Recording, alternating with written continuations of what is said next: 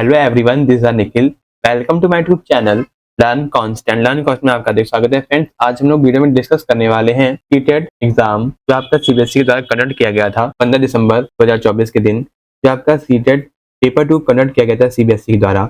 और friends, video session में बढ़ने से पहले अगर आप ये वीडियो सेशन फर्स्ट टाइम देख रहे हैं, फर्स्ट टाइम आपने विजिट किया है, तो आप हमारे यूट्यूब चैनल लर्न कांस्टेंट को सब्सक्राइब करें, बेल आइकन को प्रेस करें ताकि आप सभी तक लेटेस्ट एजुकेशन वीडियोस का नोटिफिकेशन आपको टाइम से मिल सके, आपको टाइम से पहुंच सके। बेल आइकन को प्रेस करें ताकि आप सभी तक लेटेस्ट एजुकेशन बेल आइकन को प्रेस करें ताकि आप सभी तक लेटेस्ट एजुकेशन बेल को प्रेस करें ताकि आप सभी तक लेटेस्ट टीचिंग एग्जाम्स के वीडियो सेशन के नोटिफिकेशन आपको टाइम से मिल सके, आप तक टाइम से पहुंच सके। और फ्रेंड्स, अगर आपको यह वीडियो सेशन अच्छा लगे तो वीडियो सेशन को ज्यादा से ज्यादा लाइक करें, ज्यादा से ज्यादा शेयर करें अपने फ्रेंड्स को, ताकि यह वीडियो सेशन आपके लिए, आपके फ्रेंड्स के लिए बहुत ही हेल्पफुल होगा और आपकी टीचिंग एग्जाम में हेल्प भी करेगा। और फ्रेंड्स, अब हम लोग वीडियो सेशन को आगे बढ़ाते हैं। फ्रेंड्स, इस वीडियो सेशन में हम लोग डिस्कस करने वाले हैं सीटेट एग्जाम जो आपका 15 दिसंबर 2024 के दिन एग्जाम कंडक्ट किया गया था। सीटेट पेपर 2 एग्जाम कंडक्ट किया गया था, जिसमें हम लोग डिस्कस करने वाले हैं वीडियो सेशन में हम लोग डिस्कस करेंगे सीटेट पेपर 2 जो आपका एग्जाम कंडक्ट किया गया था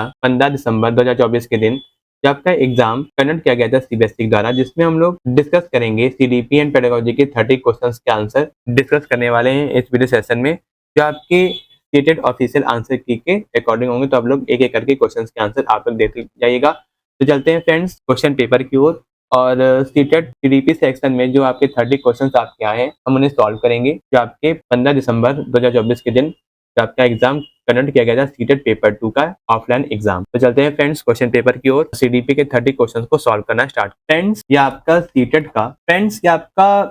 पेपर 2 है, जो आपका एग्जाम कंडक्ट किया गया था 15 दिसंबर 2024 के दिन। आपका सीटेट पेपर 2 कंडक्ट किया गया था सीबीएसई द्वारा। ये आपका पेपर 2 है, ये आपकी मेन टेक्स्ट बुकलेट एल के अकॉर्डिंग हम लोग सीडीपी के 30 क्वेश्चंस को सॉल्व करेंगे। और जितने भी सीडीपी के 30 क्वेश्चंस के आंसर होंगे वो आपके सीटेट की ऑफिशियल आंसर की के अकॉर्डिंग होंगे। तो आप लोग एक एक करके क्वेश्चंस के आंसर आप लोग देते जाइएगा। और फ्रेंड्स, आपके क्वेश्चंस आपके इंपॉर्टेंट हो सकते हैं। आपका जो एग्जाम कंडक्ट होना है फरवरी में, आपके सीडीपी से कुछ क्वेश्चंस आपके आ सकते हैं। तो आई होप आप लोग लास्ट से बने रहें ताकि आपको सीडीपी के 30 क्वेश्चंस आपको आसानी से समझ में आ सके। और सीडीपी के 30 क्वेश्चंस जो आपके हैं वो आपकी हेल्प भी करेंगे आपकी टीचिंग एग्जाम्स की प्रिपरेशन में। चलते हैं फ्रेंड्स, सीडीपी के 30 क्वेश्चन को सॉल्व करेंगे। तो सबसे पहला आपका पार्ट 1 है चाइल्ड डेवलपमेंट एंड पेडागोजी, बाल विकास व शिक्षा शास्त्र। पहला आपका क्वेश्चन दिया गया है उन बच्चों में अकादमिक प्रदर्शन और बौद्धिक क्षमताओं में धीरे धीरे सुधार आता है जो वंचित परिवेश को छोड़कर समृद्ध परिवेश में प्रवेश करते हैं। उपयुक्त तर्क मुख्य रूप से विकसित की निम्नलिखित में से किस बहस की ओर इशारा करता है। दिया गया है कि उन बच्चों में अकादमिक प्रदर्शन और बौद्धिक क्षमताओं में धीरे धीरे सुधार आता है जो वंचित परिवेश को छोड़कर समृद्ध परिवेश में प्रवेश करते हैं। उपयुक्त तर्क मुख्य रूप से विकास की निम्नलिखित में से किस बहस की ओर इशारा करता है। तो फर्स्ट का आपका जो होगा वो आपका कंटिन्यूटी वर्सेस पहला ऑप्शन आपको दिया कंटिन्यूटी वर्सेस डिसकंटिन्यूटी, यानी कि निरंतरता बनाम अनिरंतर। पहला ऑप्शन दिया गया। सेकंड है स्थिर बनाम वृद्धिशील। थर्ड है आनुवांशिकता बनाम पर्यावरण। फोर्थ है आपका विभेदीकरण बनाम एकीकरण। तो आपका जो आंसर होगा वो आपका हो जाएगा आनुवांशिकता बनाम पर्यावरण, ऑप्शन नंबर थर्ड। ऐसा इसलिए क्योंकि जो आनुवांशिक कारक या पर्यावरणकारी प्रभाव किसी व्यक्ति की क्षमताओं और व्यवहारों को आकार देने में अधिक महत्वपूर्ण भूमिका निभाते हैं। अध्ययनों से पता चलता है कि वंचित परिवेश से समृद्ध परिवेश में जाने वाले बच्चों में अक्सर संज्ञानात्मक और शैक्षणिक प्रदर्शन में सुधार। आपका आंसर हो जाएगा ऑप्शन नंबर थर्ड। अब आपका अगला क्वेश्चन है क्वेश्चन नंबर सेकंड। फ्रेंड्स, अब आपका क्वेश्चन आता है एजर्सन रीजन टाइप क्वेश्चन। और फ्रेंड्स, इस तरीके के जो आपके क्वेश्चन आपके आते हैं, आपके सीडीपी सब्जेक्ट के जितने भी आपके कॉन्सेप्ट है क्लियर होंगे तभी आप लोग एजर्सन रीजन टाइप क्वेश्चंस आप लोग सॉल्व कर सकते हैं आसानी से। तो आइए देखते हैं क्या दिया गया है। दिया गया अभिकथन, जब हम बचपन की एक श्रेणी को एक रूप में देखते हैं, जब हम जेंडर जातीयता सामाजिक वर्ग के संबंध में बच्चों के बीच सामाजिक और सांस्कृतिक अंतर को देते हैं। जो आपका रीजन है बिल्कुल आपका सही है, सॉरी एजर्सन सही है। रीजन क्या दिया कि बचपन एक सामाजिक संकल्पना है। तो आपका जो रीजन है वो आपका बिल्कुल करेक्ट होगा।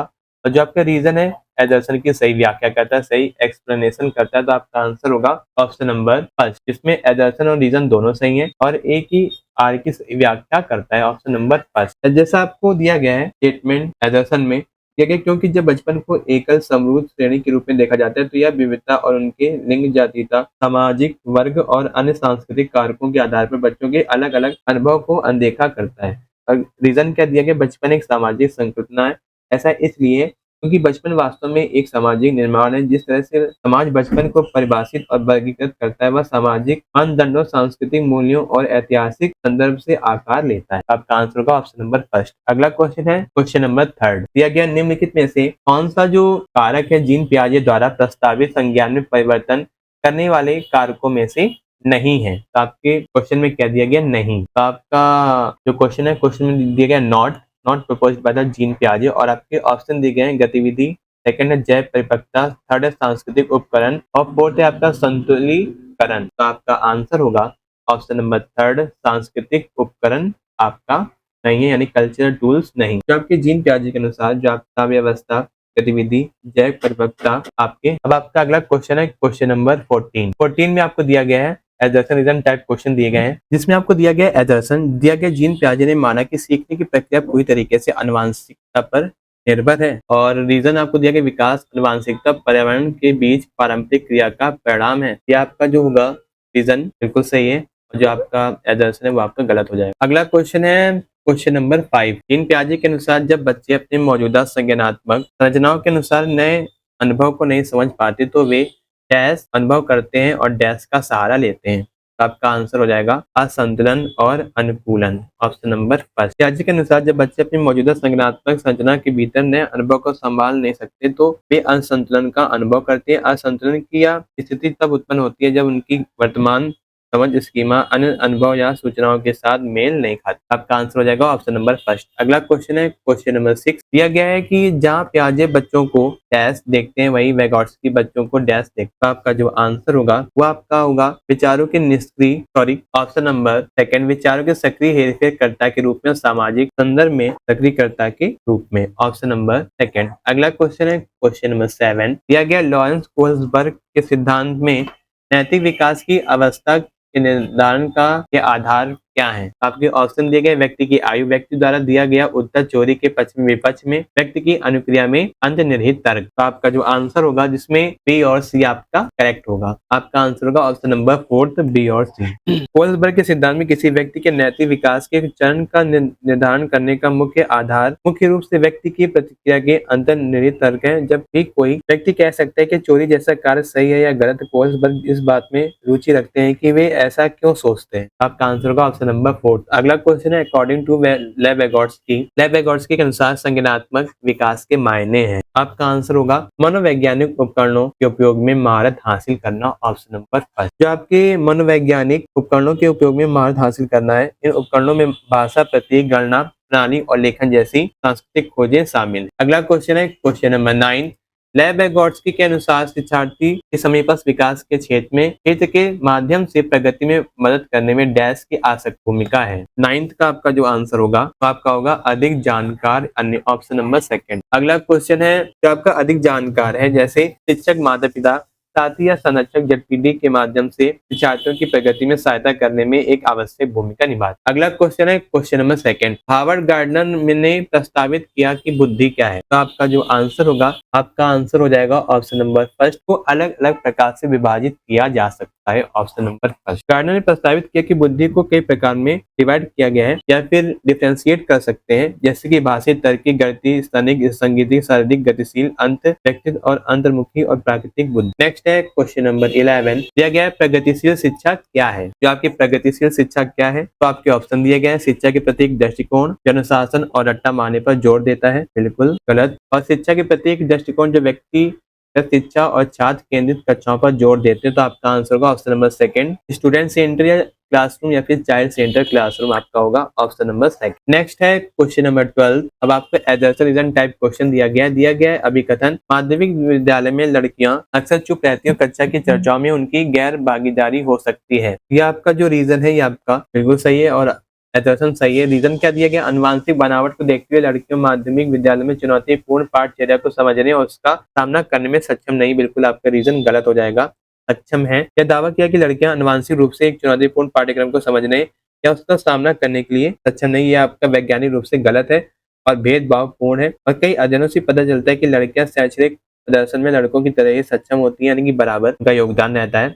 आपका जो आंसर होगा वो आपका होगा ऑप्शन नंबर थर्ड। अगला क्वेश्चन है क्वेश्चन नंबर 13, मूल्यांकन की प्रकृति डैश होनी चाहिए और मूल्यांकन कार्य डैश होना चाहिए। तो आपका जो आंसर होगा वो आपका होगा गतिशील और प्रामाणिक। क्या होगा? गतिशील और प्रामाणिक, ऑप्शन नंबर फर्स्ट। जो आपकी शिक्षा में मूल्यांकन को छात्रों के सीखने और प्रगति को मापने पर ध्यान केंद्रित करना चाहिए, जैसे गतिशील आकलन और प्रामाणिक आकलन। अगला क्वेश्चन है क्वेश्चन नंबर 14, निम्नलिखित आपको स्टेटमेंट दी गई जिसमें एजर्शन और रीजन टाइप क्वेश्चन दिया गया। एजर्शन में ऐसा उपयुक्त माना जाता है कि अधिगम के लिए आकलन करते समय मानकीकृत परीक्षणों पर निर्भर नहीं करना चाहिए। और रीजन दिया गया है आपका कि निकट संदर्भ परीक्षण में अंकों की तुलना एक निर्धारित प्रदर्शन मानक से की जाती है। तो आपका जो एजर्शन है वो आपका सही होगा और रीजन भी सही है, लेकिन जो आपका रीजन है एजर्शन की सही व्याख्या नहीं करता है, तो आपका जो आंसर होगा वो आपका होगा ऑप्शन नंबर सेकंड। अगला क्वेश्चन है क्वेश्चन नंबर 15।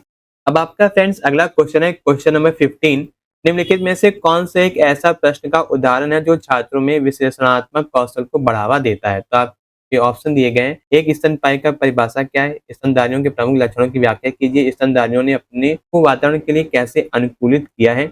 और फोर्थ है आपका पाठ्य पुस्तकों में दिए गए स्तनधारियों के कुछ उदाहरण तथा गैर उदाहरण बताइए। 15 का आपका जो आंसर हो जाएगा वो आपका होगा ऑप्शन नंबर थर्ड। स्तनधारियों ने अपने को वातावरण के लिए कैसे अनुकूलित किया, यानी किस तरीके से अडेप्ट कर लिया अपने आप को पर्टिकुलर इन्वायरमेंट में, मैमल्स ने अपने बॉडी को अडेप्ट कर लिया या ढाल लिया है। तो आपका आंसर होगा ऑप्शन नंबर थर्ड। अगला क्वेश्चन है question number 16, assertion reason type question दिया गया है जिसमें आपको एजर्सन दिया गया है कि एक समावेशी कक्षा विभेदित निर्देशित का पालन नहीं करती है। तो आपका एक गलत है, बिल्कुल पालन करती है। रीजन क्या दिया गया है? समावेशन एक नीति है जो एक ऐसे सीखने के लक्ष्यों, रणनीतियों, मूल्यांकन विद्यार्थियों को प्रदान करके समान अवसरों पर जोर देती है। तो बिल्कुल गलत होगा ऑप्शन नंबर 4। अगला क्वेश्चन है क्वेश्चन नंबर 17, दिया गया है कि व्यक्ति प्रथम भाषा का उपयोग जैसे कि अधिगम अक्षम छात्रों के बजाय अधिगम अक्षमता वाले छात्र के संबोधन का उपयोग करना। तो आपके ऑप्शन दिए गए हैं